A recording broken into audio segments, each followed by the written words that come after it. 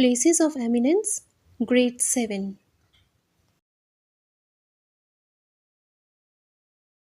Good morning children. Places of Eminence. So students, आज मैं आपको हिंदी में समझाने जा रही हूँ प्लेसेस ऑफ एमिनेंस के बारे में. So let's start children. First paragraph है, how can you find about the past. Past क्या होता है? सबसे पहले तो what is past. So children, past होता है जो बीत गया है, the time before the present. Present क्या है? आज, अभी, इस समय जो प्रेजेंट चल रहा है, जो अभी वर्तमान में है, हम इसको प्रेजेंट बोलते हैं. और प्रेजेंट से पहले जो हो चुका है हम उसको पास्ट बोलते हैं. Now what is history? History is the study of the past. In history, we study about the events, dates, people, and many other things that have happened in the past. अब students, history क्या है? History को हम इतिहास कहते हैं. क्या है इतिहास? अतीत में हुई घटनाओं के बारे में अध्ययन करना. हमारे अतीत में जो घटनाएं घटी हैं, इम्पॉर्टेंट डेट्स हैं, और भी बहुत सारी चीज़ें हैं, जैसे पहले के लोग किस प्रकार रहा करते थे, वो लोग कौन से टूल्स यूज़ किया करते थे, वो सब हमें कैसे पता चलता है? जब हम हिस्ट्री को पढ़ते हैं, जब हम इतिहास के बारे में जानने की कोशिश करते हैं, जब हम उसको अध्ययन करते हैं. इम्पॉर्टेंट हिस्टोरिकल इवेंट्स, डेट्स, जैसे कि Indus valley civilisation, Mauryan empire के बारे में, फर्स्ट वर्ल्ड वॉर के बारे में, ये सब कुछ हमें पता चलता है जब हम हिस्ट्री को पढ़ते हैं, जब हम इतिहास को पढ़ते हैं. History also tells us how the world has transformed and developed over time. बच्चों, जब हम हिस्ट्री के बारे में पढ़ते हैं, जब हम इतिहास के बारे में पढ़ते हैं, स्टडी करते हैं, तो हमें क्या पता चलता है? हिस्ट्री हमें क्या बताती है? हमें ये पता चलता है कि वक्त के साथ साथ क्या क्या ट्रांसफॉर्मेशंस हुए हैं, क्या क्या डेवलपमेंट्स हुए हैं. इसके बहुत सारे एग्जाम्पल्स हैं. हम एक एग्जाम्पल लेंगे, जैसे कि टेक्नोलॉजिकल एडवांसमेंट्स. अब बच्चों, आपको किसी को कॉल करना है तो आपके पास इंटरनेट है, आपके पास फ़ोन है, आपको एक प्लेस से दूसरे प्लेस जाना है, आप इजीली जा सकते हो, आपके पास मेट्रोज़ है और भी बहुत सारी सुविधाएं हैं. पर ये क्या पास्ट में था हमारे पास? तो क्या क्या ट्रांसफॉर्मेशन, डेवलपमेंट्स हुए हैं, ये हमें कैसे पता चलता है? हमें हिस्ट्री के थ्रू पता चलता है कि पहले लोग किस प्रकार रहा करते थे और क्या क्या धीरे धीरे ट्रांसफॉर्मेशन और डेवलपमेंट्स अब तक हुए हैं. Students, come to the next paragraph. The Indian history spans over thousands of years. हमारे भारतीय इतिहास, हमारे भारत देश का इतिहास हजारों साल से भी ज़्यादा पुराना है. The remains of history are all around us in the variety of monumental remains that dot the countryside, in the beautiful sculptures and art that adorn the monuments, and also in many stories that our grandparents and parents tell us. अब बच्चों, हमारे देश का इतिहास हज़ारों साल से भी ज़्यादा पुराना है और इतिहास के अवशेष हमारे आसपास मौजूद हैं. कंट्री साइड का मतलब होता है ग्रामीण इलाके. बच्चों, आपने देखा होगा पुरानी मूर्तियाँ होती हैं, बहुत पुराने पुराने मंदिर होते हैं और कलाकृतियाँ हैं, मूर्तियाँ हैं, मॉन्यूमेंट्स हैं. तो ये सब क्या है? ये रिमेन्स ऑफ हिस्ट्री है. रिमेन्स ऑफ हिस्ट्री मतलब इतिहास के अवशेष हैं ये. और इसके साथ साथ बच्चों, हम सब ने बहुत सारी ऐसी कहानियाँ अपनी दादी नानियों से सुनी है जो इतिहास के बारे में हमें बताती हैं. नेक्स्ट है बच्चों, history can be source from a huge body of literature in many languages, also from the dance, music and other performing arts that originated in the past and we enjoy even today. बच्चों, literature का मतलब होता है साहित्य. और साहित्य में क्या होता है? साहित्य में होती हैं लिखित रचनाएं, कविताएं, कहानियाँ, जिसके माध्यम से हम इतिहास के बारे में अनेक भाषाओं के द्वारा जान सकते हैं. बच्चों, हमारे भारत देश के बहुत फेमस डांस हैं, बहुत फेमस नृत्य हैं हमारे भारत देश के, जैसे कि उनमें से हैं Bharatanatyam, Kathak.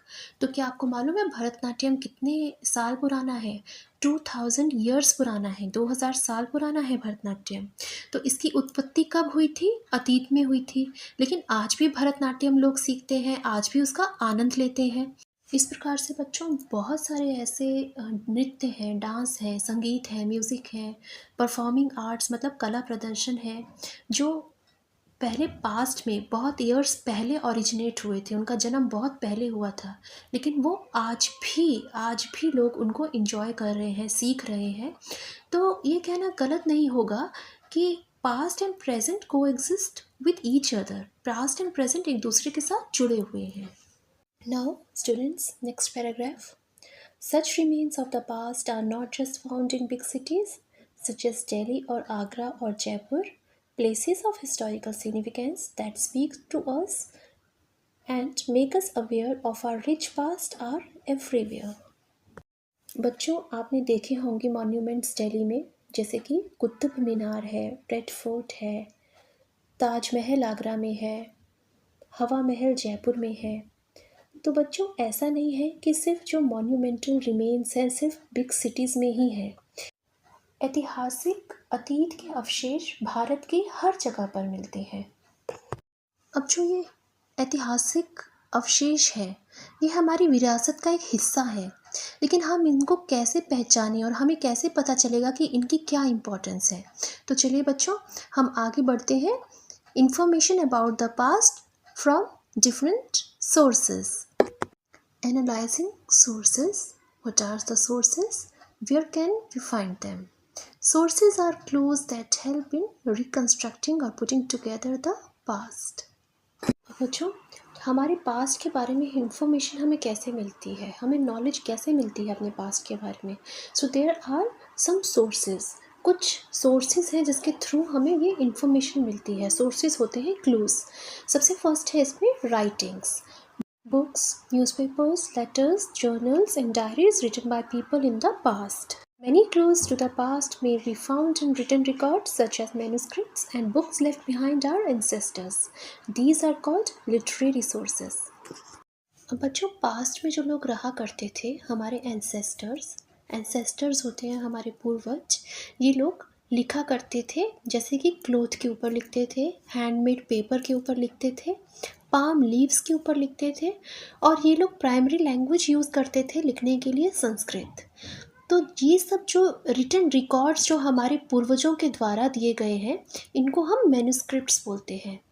Now children, literary sources क्या होते हैं? Written records in the form of manuscripts, books, diaries, journals known as literary sources. Now next, archaeology. Other clues can be found in the material remains of people who lived long ago.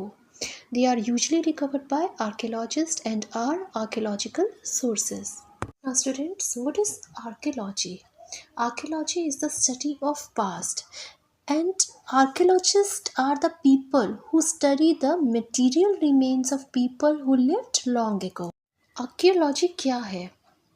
Past के बारे में, अतीत के बारे में, इतिहास के बारे में अध्ययन करना। आर्कियोलॉजिस्ट वो होते हैं जो material remains of people, material remains क्या है? जैसे कि मॉन्यूमेंटल रिमेन्स है, जैसे मूर्तियाँ हैं, कलाकृतियाँ हैं, पहले के टाइम में लोग किस प्रकार रहा करते थे, तो जो उनके फिजिकल रिमेन्स हैं उनके बारे में स्टडी करना। नेक्स्ट है oral sources, oral histories. Sometimes we get to know about people, places, and traditions through stories, poems, songs, myths, and legends that people pass on orally from one generation to the next. Such orally transmitted information is referred to as oral sources. Oral sources होते हैं जिसमें information orally transfer हो रही है एक generation से दूसरी generation तक। जैसे हमने भी बहुत सारी कहानियाँ, बहुत सारे सॉन्ग्स, पोएम्स हमने बहुत सारी सुनी है अपने बड़ों से। तो ओरल हिस्ट्रीज़ क्या हैं? ओरल हिस्ट्रीज़ हैं जिसमें हमें लोगों के बारे में, प्लेसेस, जगहों के बारे में, अपने ट्रेडिशन के बारे में स्टोरीज़ के माध्यम से, सॉन्ग्स के माध्यम से, दंत कथा के माध्यम से भी एक तरफ से दूसरी तरफ information one generation to the next generation transfer हो रही है। टाइप्स ऑफ सोर्सेज, अब इसमें सबसे पहले है लिटरेरी सोर्सेज। रिटन डॉक्यूमेंट्स होते हैं इन the form of manuscripts, books, poems. अब इसमें जैसे कि ऋग्वेद है, यजुर्वेद है, सामवेद है, अर्थवेद है, ये एशियंट धार्मिक ग्रंथ हैं। इसके बाद है archaeological sources, material remains of people who lived in the past, मतलब पहले के जो लोग रहा करते थे उनके रिमेन्स, जैसे कि मॉन्यूमेंटल रिमेन्स हैं, फोर्ट्स हैं, इंस्क्रिप्शंस हैं, कॉइन्स हैं, ज्वेलरी हैं। तो ये सब टाइप ऑफ सोर्सेस है। Next page, identifying eminent places in the villages और टाउन्स, प्रमुख स्थान, प्रतिष्ठित स्थानों की पहचान करना। The Chand Bawri of Abhaneri and Harshad Mata temple. Hello, I am Sarita. I live in the small town of Bandikui with my parents, brother and grandparents. Students, हम इसमें चांद बावरी के बारे में पढ़ने जा रहे हैं। इसमें एक गर्ल है सरिता जो अपना एक्सपीरियंस आपके साथ शेयर कर रही है। Let's start. One day we were watching an old Hindi movie called Paheli. When I was struck by the beauty of a structure shown in the movie, it appeared to be a pond or tank-like structure with perfectly symmetrical steps leading down to the water. अब ये लड़की सरिता अपनी story सुना रही है, आपके साथ share कर रही है कि एक दिन ये लोग एक मूवी देख रहे थे और मूवी का नाम था पहेली। जब इसने मूवी को देखा तो इसने देखा कि मूवी में जो स्ट्रक्चर है, स्ट्रक्चर मतलब होता है संरचना जो की गई है वह बहुत ही सुंदर है। उसमें एक तालाब है, एक टैंक है जिस तक पहुंचने के लिए बिल्कुल सममित सीढ़ियां हैं। सममित सीढ़ियां मतलब सिमेट्रिकल स्टेप्स हैं पानी तक पहुंचने के लिए। सरिता अपनी मदर से इस बारे में पूछती है तो सरिता की मदर सरिता को बताती है कि ये रानी हाड़ी की बावड़ी है जो कि गुजरात में स्थित है। अब जब सरिता अपनी मदर से इस बारे में पूछ रही है तो सरिता की दादी कहती हैं कि सरिता को अभानेरी लेके जाओ जो कि एक छोटा सा गांव है और सिर्फ 5 किलोमीटर दूर है हमारे घर से। दादी बताती है कि अभानेरी में एक बहुत प्रसिद्ध बावरी है। उसके बारे में बताने के लिए वो बैठ जाती हैं और चांद बावरी की स्टोरी बताती हैं। Chand Babri at Abaneri is one of the deepest and largest step wells of India. अब बच्चों स्टेप वेल्स क्या होते हैं? बावरी को ही स्टेप वेल्स बोला जाता है। ये क्या होता है कि पानी का एक कुआं होता है या तालाब होता है जिस तक पहुंचने के लिए सीढ़ियां होती हैं। ऊपर से नीचे तक सीढ़ियों के द्वारा हमें उतरना होता है और नीचे एक गहरा कुआं या तालाब होता है, उसको स्टेप वेल्स बोलते हैं। तो चांद बावरी अभानेरी में सबसे गहरी और सबसे बड़ी स्टेप वेल है जो कि इंडिया में भी सबसे बड़ी स्टेप वेल मानी जाती है। Next, as per history it was constructed more than 1200 years ago by a king named Raja Chanda, therefore the name चांद बावरी। अब इसमें ये बताया गया है कि ये चांद बावरी 1200 साल पहले बनाई गई थी राजा चंदा के द्वारा। तो राजा चंदा जो थे उन्हीं के नेम पे इस बावड़ी का नाम पड़ा चांद बावड़ी। अब इसमें ये बताया गया है कि चांद बावड़ी 1200 साल से भी पहले बनवाई गई थी राजा चंदा के द्वारा। अब राजा चंदा ने इसको बनवाया था इसीलिए इसका नाम चांद बावड़ी रखा गया था। Next, it was right in front of the temple dedicated to goddess Harshad Mata. Chand बावड़ी ठीक सामने गॉडेस हर्षद माता, देवी हर्षद माता मंदिर के सामने स्थित थी। Grandmother told me that the temple was also constructed by Raja Chandra but was destroyed by Mahmud of Ghazni during one of his raids. अब दादी बताती हैं कि चांद बावरी की तरह ये मंदिर भी राजा चंद्रा द्वारा ही बनवाया गया था, पर इस मंदिर को नष्ट कर दिया गया था, तोड़ दिया गया था महमूद गजनी के द्वारा जब उसने हमला किया था। उसके बाद 18th सेंचुरी में मुगलों द्वारा इस मंदिर को भी और इस बावड़ी को भी रिपेयर किया गया था, मतलब दोबारा इसको ठीक करवाया गया था और इसकी मरम्मत करवाई गई थी। Next, grandmother told me that the ancient name of Avaneri was Abhanagri after the Abha or aura of goddess Harshad Mata who was full of joy and happiness. दादी ने बताया कि प्राचीन नाम अभानेरी का अभानगरी था। देवी हर्षित माता आनंद और प्रसन्नता से परिपूर्ण थी, इसीलिए उनके औरा, उनकी आभा के नाम से ही इस जगह का नाम अभानगरी था। My grandmother had heard that Abhaneri was connected to the town of Dausa by a tunnel. I immediately wanted to look for the tunnel. दादी ने ऐसा सुना था कि अभानेरी और दौसा एक दूसरे के साथ कनेक्टेड थे, मतलब जुड़े हुए थे एक सुरंग के द्वारा। अब मैं भी उस सुरंग को देखना चाहती थी। Next, I got even better when my grandmother told me about a legend according to which Raja Chanda was upset by the suffering of his people who faced an acute water shortage due to drought. He resolved to build a Bawri, and the legend has it that the Bawri was constructed overnight. अब दादी ने एक दंत कथा सुनाई जिसके अनुसार राजा चंद्रा बहुत परेशान थे जब उन्होंने देखा कि लोगों को सूखे के कारण बहुत कष्ट हो रहा है, मतलब पानी की कमी के कारण लोग बहुत सफ़र कर रहे हैं। तो इस वजह से राजा चंद्रा बहुत परेशान थे और उन्होंने बावरी बनवाई। लेकिन एज़ पर द लेजेंड, मतलब दंत कथा के अनुसार ये कहा जाता है कि बावरी रातों रात बनकर तैयार हो गई। This was so exciting. ये सब बहुत रोमांचक था। I wanted to immediately visit the चांद बावरी at अभानेरी।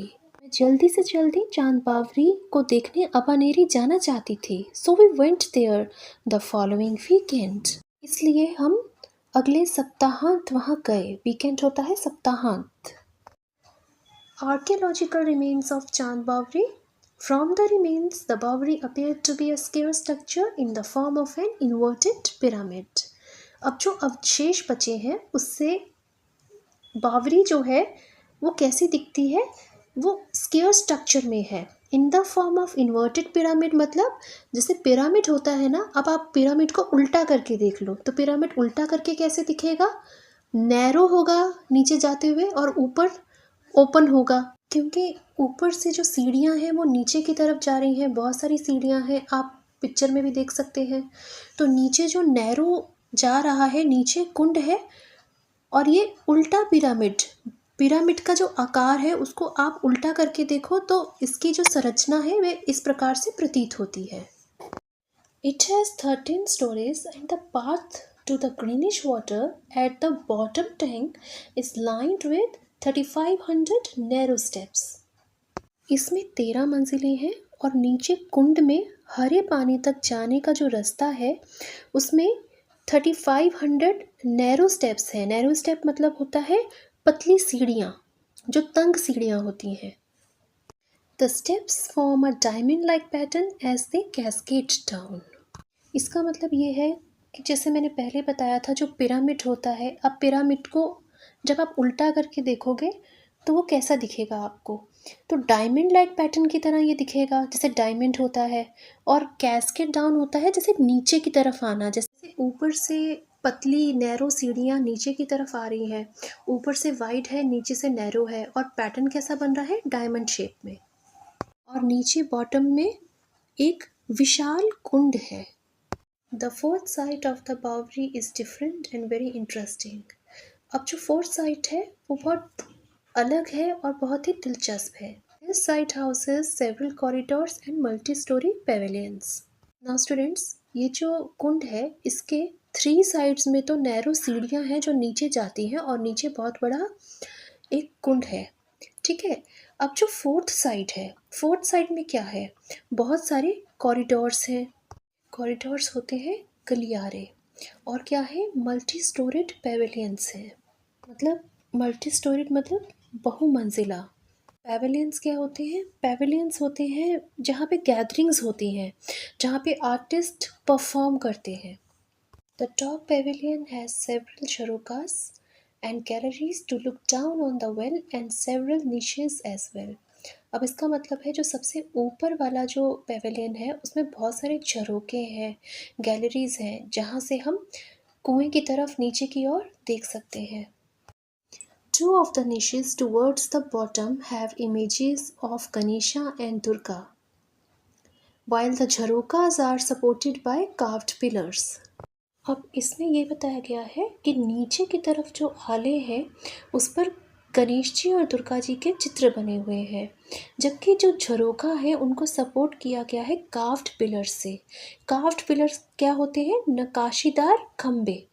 तो नक्काशीदार क्या होते हैं? जिनके ऊपर आर्ट वर्क किया गया होता है, कलाकृतियों से सजाया गया होता है। There is an image of lord Vishnu resting on a serpent. मतलब भगवान विष्णु जी की भी एक यहाँ पे इमेज है नाग के ऊपर। नाग मतलब सर्प के ऊपर विश्राम करते हुए। None of these images can be seen now as access to the Bawari has been closed by the Archaeological Survey of India, which took over the site in 1955। Archaeological survey of India ने चांद बावरी site को 1955 में अपने अधीन में लिया था, मतलब अपने नियंत्रण में लिया था। जो इमेजेस हैं, जो चित्र हैं, वो अब नहीं देखे जा सकते क्योंकि बावड़ी तक पहुंच बंद कर दी गई है। The entire complex is surrounded by curved corridors with curved arches and is enclosed in a boundary wall। अब कॉरिडोर्स होते हैं गलियारे और कवर्ड कॉरिडोर्स होते हैं जो चारों तरफ से कवर्ड हैं, मतलब घुमावदार गलियारे हैं जो चारों तरफ से कवर्ड हैं। विद कर्व्ड आर्चेस, मतलब जो आर्चेस हैं वो नुकीले हैं। From the arches that are present, it appears as though the Chand Babri was constructed in two phases, once under the Nikumbha Chamana or Chauhan ruler and then renovated, repaired and added upon sometime in the 18th century under the Mughals। With the decline of Mughals, Abhaneri and this region passed under the Maratha control. Subsequently, the Jaipur state record revealed that Abhaneri was a part of the Jaipur state till 1947। इसका मतलब ये है कि जो arches अभी present हैं, मतलब वर्तमान में है, उनको देखने से ये पता चलता है कि चांद बावरी का जो निर्माण था वो 2 चरणों में हुआ था। Once under the Chauhan ruler, मतलब जब चौहान रूलर थे, चौहान शासन था, तब हुआ था। उसके बाद इसका रेनोवेशन और रिपेयर जो इसका कराया गया था 18th सेंचुरी में, मतलब 18वीं शताब्दी में, जब ये मुग़लों के अधीन था, मतलब मुग़लों द्वारा इसको रिपेयर करवाया गया था, इसकी मरम्मत करवाई गई थी।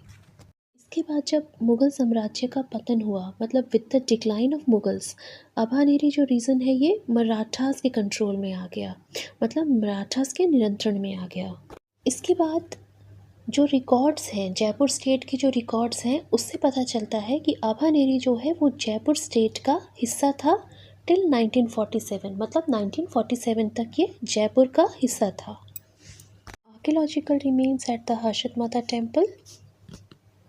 फर्स्ट है broken amalaka, disc like crown of a temple, मतलब मंदिर के मुकुट जैसी डिस्क, जिसके टुकड़े जो हैं वे पाए गए थे आसपास, मंदिर के आसपास। और वह ये बताता है कि जो मंदिर का टॉप है, मतलब मंदिर का जो एक टॉप है, शिखर है, उसके ऊपर आमलका था। शिखर होता है टॉप, और उस शिखर को नष्ट कर दिया गया है। नेक्स्ट इसमें आता है the current dome on top of the temple indicates that the temple was repair later, probably during Mughal rule. मंदिर के टॉप में जो गोलाकार छत थी, उसको देखकर ऐसा प्रतीत होता था जैसे इसको रिपेयर कराया गया हो, शायद मुगलों द्वारा, मुगल रूल में। Several sculptures have been found lying around the Harshad Mata temple. They indicate that this was an important center of worship for Hindus. There are images of Ganesha, Shiva, Durga. Such remains testify to the antiquity of Abhaneri and its two monuments. इसका मतलब ये है कि Harshad Mata temple के आसपास बहुत सारी मूर्तियाँ पाई गई थी, और वह मूर्तियाँ बतलाती थी, क्योंकि गणेश, शिवा और दुर्गा जी की मूर्ति थी, तो उनसे पता चलता था कि हिंदुओं के लिए कितनी इम्पोर्टेंट मंदिर था ये, मतलब कितना इम्पोर्टेंट पूजा की जगह थी। Such remains testified to the antiquity of Abhaneri and its two monuments. का मतलब है ये जो अवशेष हैं, ये जो रिमेन्स हैं, ये हमें क्या बताते हैं? ये अभानेरी और उसके 2 मॉन्यूमेंट्स की प्राचीनता के बारे में बताते हैं। तो 2 मॉन्यूमेंट्स कौन से हुए? एक तो हुआ अभानेरी स्टेपवेल और दूसरा हुआ Harshad Mata temple. Next, the current idol of Harshad Mata appears to be a very modern. This could mean that the original idol of Harshad Mata may have been destroyed and that the current one is a later replacement. इसका मतलब ये है कि हर्षद माता की जो वर्तमान मूर्ति है वो नई जैसी नई ज़माने की प्रतीत होती है। ये हो सकता है कि उनकी जो असली मूर्ति थी वो तोड़ दी गई हो और तोड़ने के बाद जो मूर्ति अब जो वर्तमान में है वह मूर्ति नई लगवाई गई हो। Next, a Jain Tirathkara statue is located near the entrance of the Harshad Mata temple and several Jain artifacts have been found. This corroborates evidence from the Jain text called Patavalis that speak of many Jain temples having been constructed at Abhaneri by rich merchants. मंदिर के प्रवेश द्वार पर जैन तीर्थकारा मूर्ति स्थापित है और बहुत सारी जैन आर्टिफैक्ट्स होती हैं कलाकृतियाँ, तो जैन कलाकृतियाँ भी वहाँ पर मिली है। जैन ग्रंथ जैन टेक्स्ट है पट्टावली जो बताता है कि जैन टेम्पल्स जैन मंदिर भी वहाँ पे बनवाए गए थे अभानेरी में बाय रिच मर्चेंट्स मतलब अमीर धनी व्यापारियों के द्वारा। Surprisingly, there are no inscriptions that refer to the Chand Bawri or Harshad Mata temple and none have been found at the site. आश्चर्य की बात यह है कि कोई भी इंस्क्रिप्शंस होती हैं शिलालेखा जो पत्थरों के ऊपर लिखा गया होता है, तो ऐसी कोई भी शिलालेखा नहीं मिली है जिसमें चांद बावरी और हर्षद माता मंदिर के बारे में बताया गया हो। Next, other than oral sources for the history of Abhaneri, there are literary sources as well. अब अभानेरी की जो हिस्ट्री के बारे में बतलाते हैं वो सिर्फ ओरल सोर्सेज ही नहीं लिटरेरी सोर्सेज भी है, और लिटरेरी सोर्सेज मैंने आपको पहले भी समझाए थे जो कि रिटन फॉर्म में होते हैं, जैसे इन the form of manuscripts, books, poems, poetries etcetera. So let's start with first The Jain Patavalis speak of Abhaneri being a center of Jainism. अब जो जैन ग्रंथ है पटावलीज वो क्या बताता है कि अभानेरी क्या था? सेंटर ऑफ जैनिज्म, मतलब वहाँ पे बहुत सारे जैन मंदिर थे। Late medieval Gujarati text refer to Harshad Mata as Harsiddhi माता एंड वर्शिप हर। मिडीवल होता है मध्यकालीन गुजराती ग्रंथों द्वारा हर्षद माता को हरसिद्धि माता के नाम से जाना जाता था, बोला जाता था और उनकी पूजा की जाती थी। Next, Sanskrit shilpa shastra talks of the carvings on the walls and call them vapi और vapika. The Chand Baori appears to have followed the norms set by the shilpa shastras. Students, मैंने आपको बताया था कार्विंग्स क्या होती हैं। कार्विंग्स होती हैं नक्काशी। तो संस्कृत शिल्प शास्त्र क्या बताता है? कार्विंग्स जो वॉल्स पे की गई थी और उनको क्या बोला गया था? वापी और वापिका। चांद बावरी को देखकर ऐसा प्रतीत होता था कि शिल्प शास्त्र के नियमों का पालन किया गया है। Next, James Tod in his annals and antiquities of Rajasthan spoke of Abhaner and that it boasts of remote antiquity. Now students, annals and antiquities एक बुक है जो जेम्स टोट द्वारा लिखी गई है। इस बुक में अभानेर के बारे में बताया गया है और इसकी प्राचीनता के बारे में बताया गया है कि ये बहुत पुराना है। टोट apparently met a local storyteller who spoke of Raja Chand of Abhaner and his rivalry with Raja Sursen of Indrapuri. अब इसमें ये बताया गया है कि टोट की एक बार मुलाकात हुई थी एक स्टोरी टेलर से। स्टोरी टेलर मतलब जो कहानियाँ बताते हैं कि पहले इस प्रकार हुआ था। तो उसने बताया कि राजा चंद जो थे अभानेर में, उनका जो कंपटीशन था वो किसके साथ था? राजा सूरसेन जो इंद्रापुरी के थे। Next, telling stories through terracotta tiles, the red brick temples of Bishnupur. Hello, I'm Subhendu. I live in the city of Bishnupur with my 2 elder sisters and my parents and my grandfather. Now students, terracotta tiles के through आपको कहानियाँ सुनाई जा रही हैं, story सुनाई जा रही है। इसमें शुभेंदु कहता है कि शुभेंदु रहता है बिष्णुपुर में अपनी 2 बड़ी बहनों, पेरेंट्स और अपने दादाजी के साथ। Now children, look at the paragraph in the box. Bishnupur is located about 140 kilometers away from Kolkata in the state of West Bengal. We worship Lord Vishnu in his form of Krishna.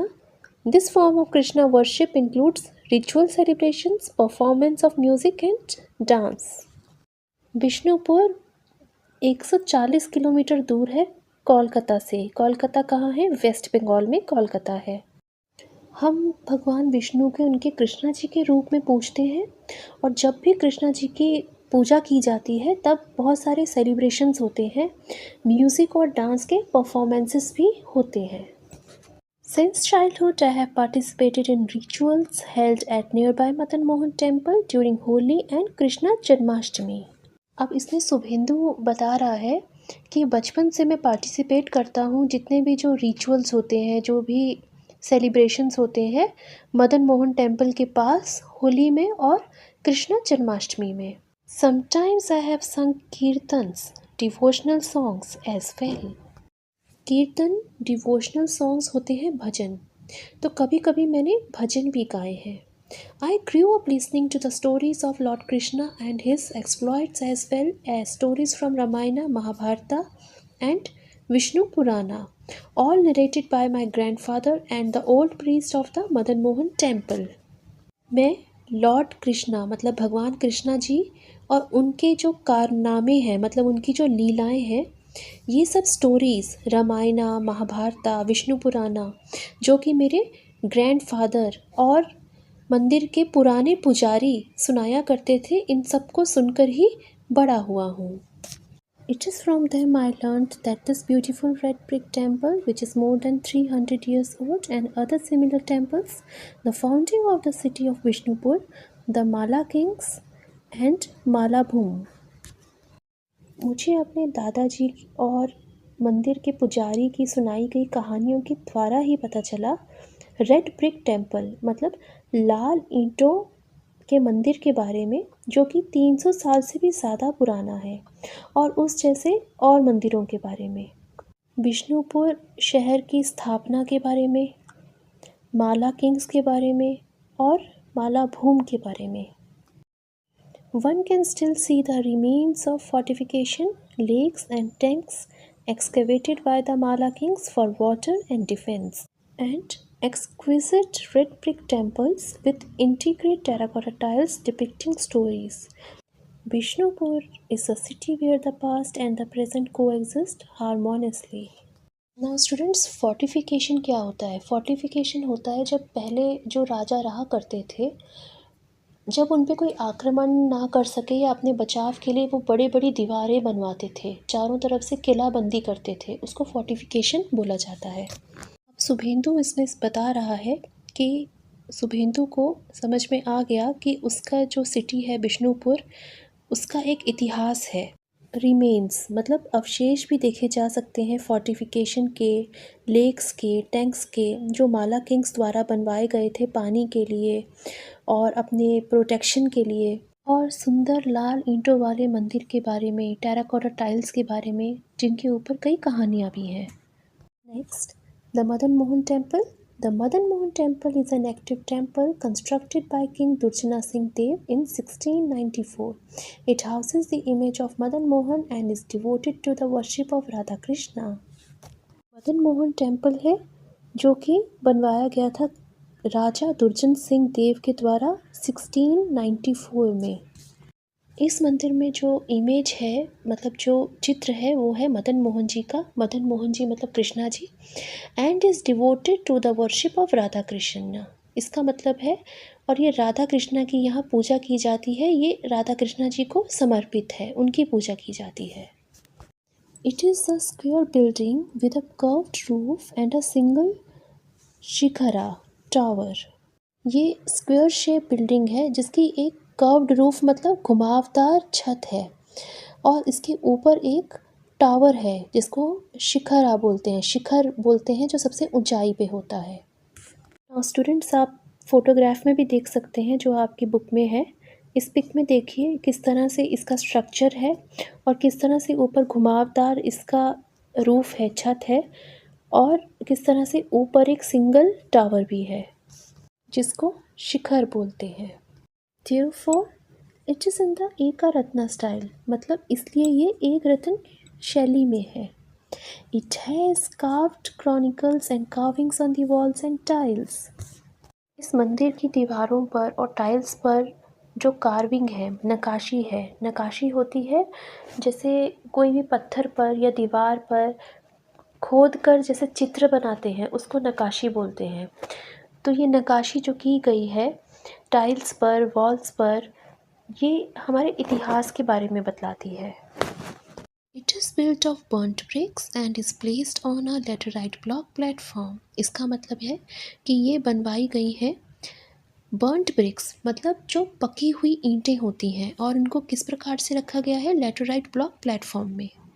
Parts of the temple have been reconstructed following the earthquake in 1820. 1820 में earthquake के बाद इस मंदिर के जो कुछ parts हैं उनको रिकंस्ट्रक्ट करवाया गया था, मतलब उनको दोबारा बनवाया गया था। The tiles depict stories of Krishna Leela and the Ramayana. जो टाइल्स हैं वो कृष्ण जो लीला थी और रामायणा जो ये स्टोरीज हैं इनके बारे में बतलाती हैं। 2 large pillars near the entrance tell us about the battle between the Hanuman and Ravana in Lanka. का मतलब ये है कि 2 बड़े खम्भे हैं एंट्रेंस पे, प्रवेश द्वार पे, जो बतलाते हैं हनुमान और रावण की लड़ाई के बारे में जो लंका में हुई थी। While the Madan Mohan temple is relatively new, there are several other older brick temples that are visible today. Almost all the temples of Bishnupur were constructed by the Mala kings. They were built across 700 years between 10th to 17th century. While most of the temples were dedicated to Lord Vishnu in his various forms, which is why this city is called Bishnupur after Vishnu. Some of the earliest temples were dedicated to goddess Durga.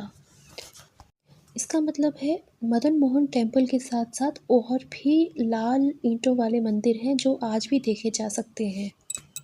Bishnupur में जितने भी मंदिर हैं, almost मतलब ज़्यादातर जितने भी मंदिर हैं वो माला किंग्स के द्वारा ही बनवाए गए थे। और ये कब बनवाए गए थे? 10th एंड 17th सेंचुरी के बीच में, मतलब 10वीं और 17वीं शताब्दी के बीच में।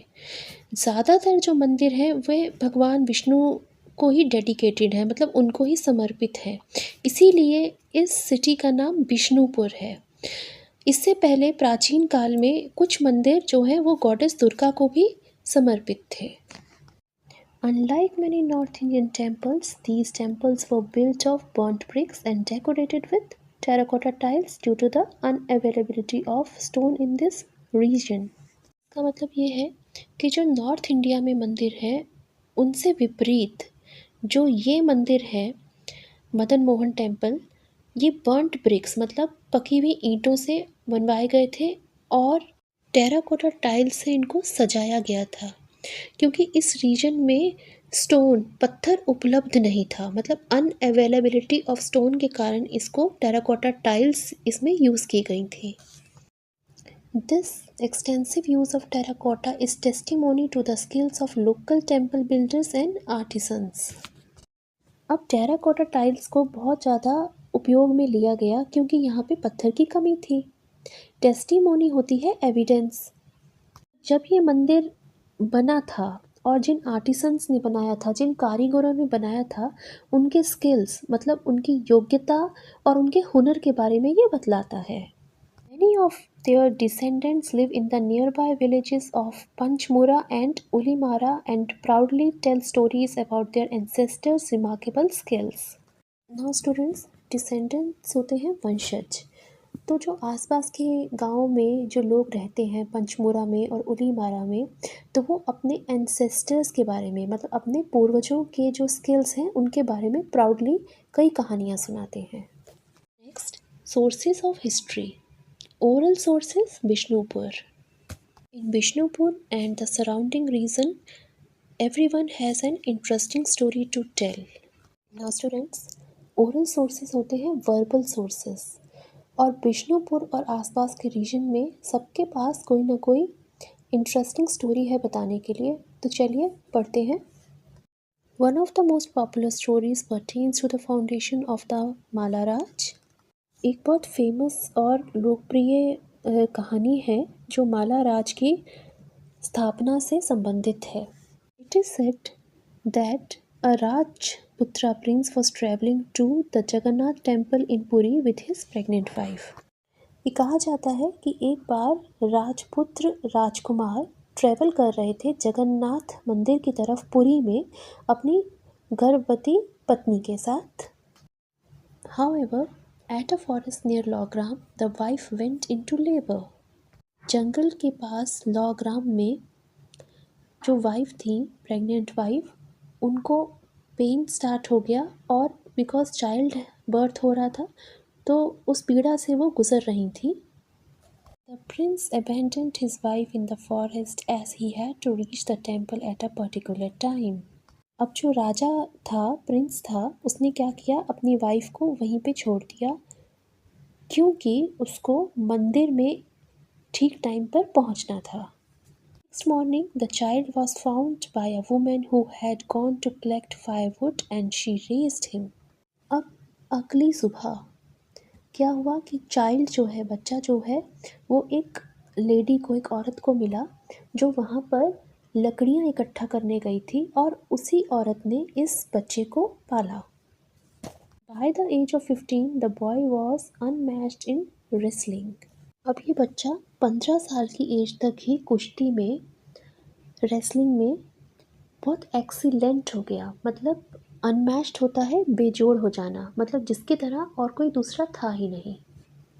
इस बच्चे को नाम दिया गया आदिमाला और इसने ही माला डायनेस्टी को स्थापित किया जिसने बांकुड़ा रीजन में कई साल तक शासन किया। The kingdom came to be called Mallabhum और लैंड ऑफ द रेसलर्स, मतलब इस राज्य को मालाभम के नाम से जाना जाने लगा और पहलवानों की भूमि। Next paragraph students, local priest talk of the foundation of Bishnupur and the role of Bir Hambir the Malla king.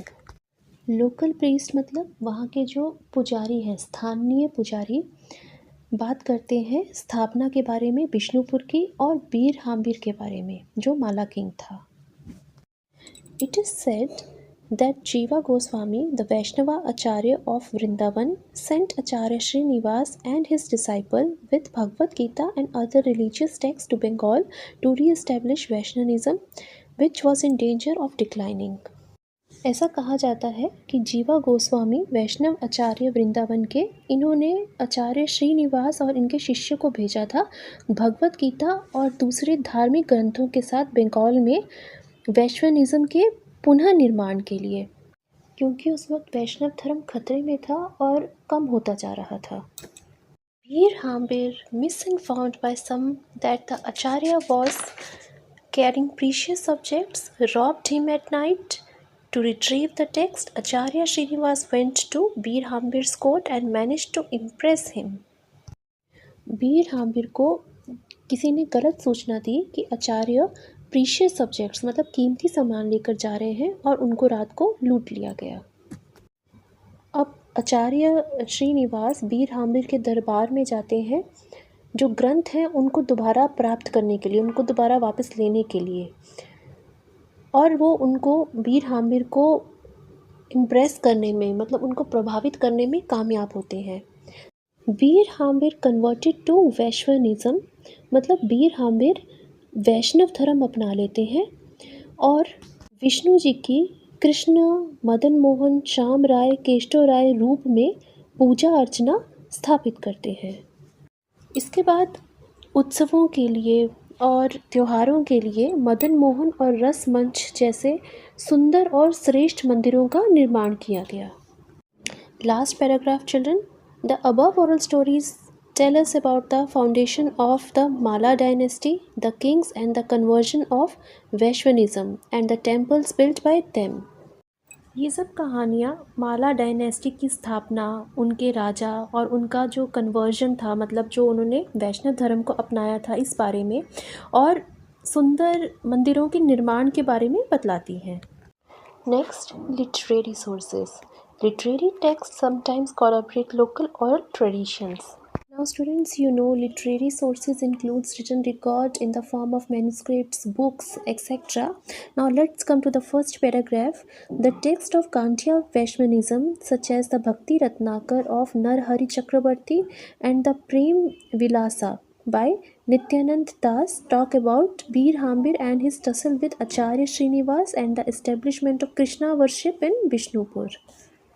अब ये जो ग्रंथ हैं कांडिया वैष्णविज्म के, जैसे कि भक्ति रत्नाकर नरहरि चक्रवर्ती द्वारा, प्रेम विलास नित्यानंद दास द्वारा, ये बीर हाम्बिर और आचार्य श्रीनिवास की आपस की लड़ाई के बारे में बतलाते हैं और कृष्ण पूजा की स्थापना जो बिष्णुपुर में हुई थी इस बारे में बतलाते हैं.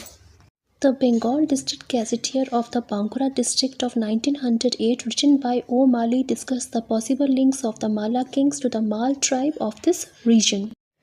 The Bengal District Gazetteer of the Bankura district एक बुक है जो लिखी गई है O. Mali द्वारा और इसमें बिष्णुपुर के माला किंग्स और बांकुरा डिस्ट्रिक्ट के माल ट्राइब के आपस में लिंक्स के बारे में चर्चा की गई है, बताया गया है. Next, the actual remains of the temples emphasize and delineate the unusual structures and beauty of the temples and the uniqueness of medieval Bengali architecture. अब जो एक्चुअल रिमेन्स है, मतलब एग्जैक्ट अवशेष जो मंदिर के हैं, वो जोर देते हैं, चित्रित करते हैं अनोखे डिज़ाइन के बारे में, मतलब मंदिर की जो ब्यूटी है, सुंदरता के बारे में, उसके अनोखे स्ट्रक्चर के बारे में और मध्यकालीन बंगाली आर्किटेक्चर की विशिष्टता के बारे में. Thus, the brick temples of Bishnupur, with their exquisite storytelling in terracotta, certainly form a part of my heritage, which I am happy to live next to. I am sure if you look around where you live, you too would find something old, something beautiful, which will hold meaning for you. Why don't you explore and learn something about them? इस प्रकार लाल ईंटों से बने मंदिर बिष्णुपुर में और उनकी सुंदर कहानियाँ टेराकोटा के ऊपर मेरी विरासत का एक हिस्सा है. नाउ स्टूडेंट्स, इसमें कहा गया है कि आप भी एक्सप्लोर करें और कुछ सीखें. आप जहाँ रहते हैं वहाँ अपने आसपास एक्सप्लोर करें, आपको भी कुछ पुराना मिलेगा, कुछ ऐसा सुंदर और पुराना जिसका कुछ मीनिंग होगा. Connect to history. Inscriptions on the temple walls tell us. Maleshwar मंदिर बनवाया गया था बीर हाम्बिर के द्वारा 1622 में. बहुत सारे मंदिर हैं जिनकी इंस्क्रिप्शंस पे, मतलब शिलालेख पर माला रानियों के नाम हैं, जैसे कि शिरोमणि देवी, चामुंडा देवी, मणिक्यावर्षी. एक इंस्क्रिप्शन ऐसी भी है जो ये बताती है जो लास्ट मंदिर बना था वो माला किंग चैतन्य सिंघा के द्वारा बना था 1758 में. Next, the artistic and sculptural remains at the temples reveal. मंदिर की कला और मूर्तियों के जो अवशेष हैं वो बतलाते हैं popular myths and legends associated not only with lord Krishna but other Hindu god and goddesses as well. इसका मतलब है जो फेमस दंत कथाएं हैं वो सिर्फ लॉर्ड कृष्णा के बारे में ही नहीं है, वो बाकी हिंदू देवी देवताओं के बारे में भी बतलाती हैं. नेक्स्ट है द सोशल सीन्स. सामाजिक दृश्य. इनमें jewellery, clothes, weapons, forms of transportation, musical instruments, various dance postures दिखाए जाते हैं. Students, we are done with this chapter. आपको ये चैप्टर समझ में आया या नहीं आया, आप मुझे फीडबैक ज़रूर दें. Thank you so much.